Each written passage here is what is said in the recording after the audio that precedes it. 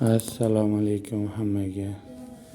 Bu gostinsovoz 2 kundan beri turibman, hali otiga qaramayman. Hop, bu vestibyul. Yo, etajli vestibyuli, lift xonasi. Liftlar 4 tadan 2 ta joyda 8 ta lift. Bemalol. Bu koridor salqin, o'zdakkina. Murodboyda o'tiribman.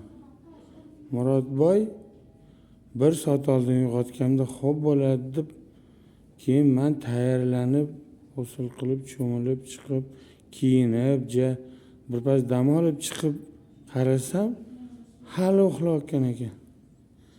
Baraka topgin dedim. Uyg'otdim, yana yarim soat o'tdi. Taqillatsam, hali bo'lmabdi, yana 5 minut deydi. O'rtog'i kelib chaqirib ketdi. Ish qilib vohliroq bormasa u jumaga ichkari Nabaviy masjid ichiga kira olmasligingiz mumkin.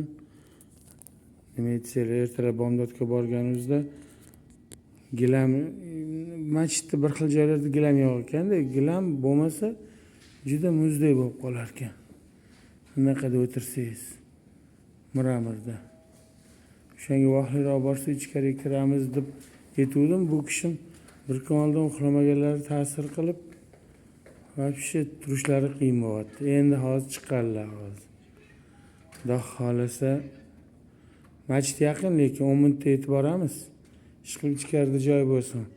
Bo'lmasa zontiylarning tagida ham joy bor. U yerda ham ventilyatorlar suv purkab turibdi o'tmizdek. Balkim o't. Endi ichkariga kirsa yaxshi bo'lar. Shu Murod uyqushini deb 1 soatdan beri koridorda poylab o'tiribman. Mayli, ko'chaga chiqib davom etaman.